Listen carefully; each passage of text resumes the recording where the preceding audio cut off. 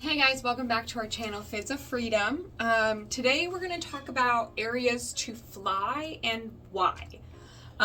So before you take your bird outside for its first free flight, or you just fly your bird outside, in general, you want to make sure that the environment you're taking them in is set up for success.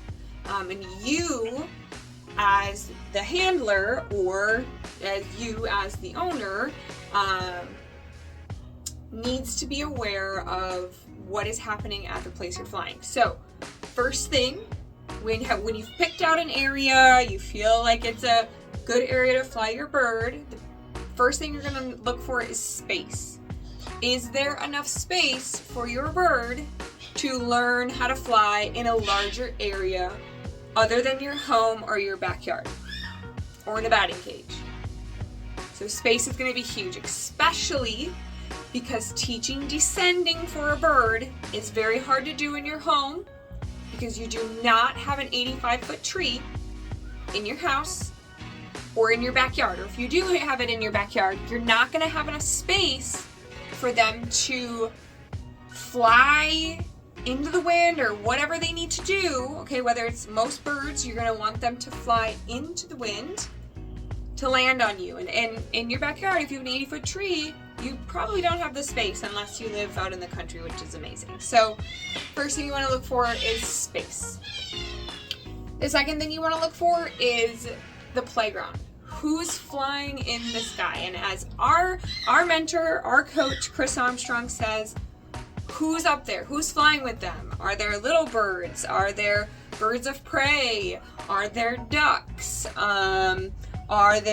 There's tons, obviously, of birds. So who's out there? Obviously, a lot of your little birds that you're seeing flying around is going to be the best thing that you're going to see, because if there's a lot of little birds flying around, you know that there's not a bird of prey around in that moment. And you never know. There could be a bird of prey at any time, anywhere. So make sure you guys are listening for the birds that are around, and before you've even gotten your bird to the point where you're ready to fly them outside, you need to make sure that you're learning about your natural birds that live out in the wild.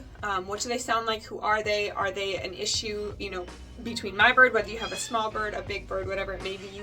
You need to make sure that you have done your research on as many birds as you can possible. And trust me, there's a lot of them. I'm still learning them. It's crazy. So just try to make sure that you guys are, there are some birds of prey guides that I used before we went and did our big trip with our girls free flying them. So I made sure that I learned pretty much every bird of prey possible. So making sure that you're listening for those kids on the playground. Is it a predator? Is it a blue jay or a mockingbird that is okay? It's not going to hurt your bird or chase your bird.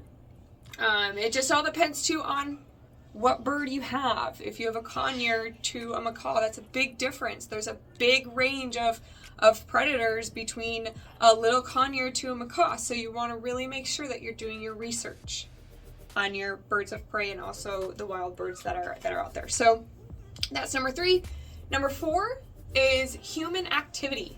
What is going on in the park or in the field or wherever you are? Is there any human activity going on? Is there kids playing at a park? Is there kids walking their dog down the sidewalk? Are there cars? Is it a busy street?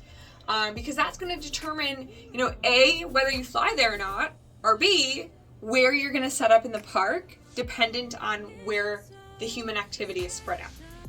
So you really want to watch human activity, as that's huge. And it's hard to say, because a new bird that is new and experienced and is learning to be experienced is going to be more curious. They're going to want to go and land on people. They're going to want to experience trees. They're going to want to fly around and see things. So you've got to make sure that you are understanding who is in that park as far as human activity. Are there a lot of kids? Are there loose dogs that are playing frisbee?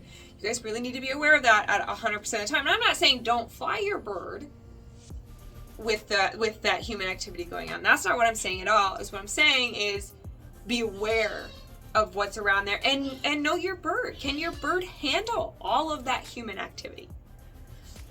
Number 5 is weather, wind, and thermals. Weather is a huge factor, especially when it comes to a new flyer. And there is weather, different types of weather all over. And we live in Florida, so we deal with a lot of thermals. And I will talk about thermals and what those are. I'll show you a picture of a thermal and how birds get caught in a thermal. It's kind of like an invisible wind tornado that you wouldn't feel it at all. So you wouldn't know unless you're them, 100 and some feet up in the air. So weather, wind, and thermals. So is it gonna rain? Is it not gonna rain? Is it really windy? So all of the weather situations also determines how you set yourself up and your bird for success. Okay. So really those main 5 things are very, very, very important when it comes to free flying your bird, either for the first time or just everyday flying. Chris and myself, we fly at 3 local parks, and we've been flying our babies there now for 8 months. Before we went on a trip, we flew them there pretty much every day, morning and night. And we're very much aware of who our friends are in the playground. So, and you're going to learn that as well. Learning, is that a good place to fly or not? We tried flying down at our park in Gulfport, on the beach there, and it didn't work because they're seagulls. And seagulls, they like to chase and they like to be bothersome, and it wasn't working. So we knew going forward we can't fly there. So always make sure that you check out your locations. If it's on the fly and you're like, hey, let's fly our bird here. Okay, great, but make sure that your surroundings are flyable for your bird. You've set your bird up for success. Now, careful on flying around power lines. Make sure you're watching that. Other things to look for is heavy intersections, heavy highways. How close are they to where you're flying? You don't want to fly by a highway. If you do fly by a highway, is the area where you're flying, is it tucked in? So a lot of that goes into factors on where you're flying your bird. So you want to make sure that you're keeping it safe. And hey, we are taking risks at free flying our parrots. We are taking risks. And that's okay as long as us, as the parents, are helping our children be successful in the air, especially. Just like you would for your dog, right? You're taking your dog to the dog park, and hopefully your dog will listen to you, and it's playing with its friends and it gets aggressive, and you want to make sure that you're keeping an eye on your dog to be able to react, to be able to help him if something were to happen, right? Same thing with your birds.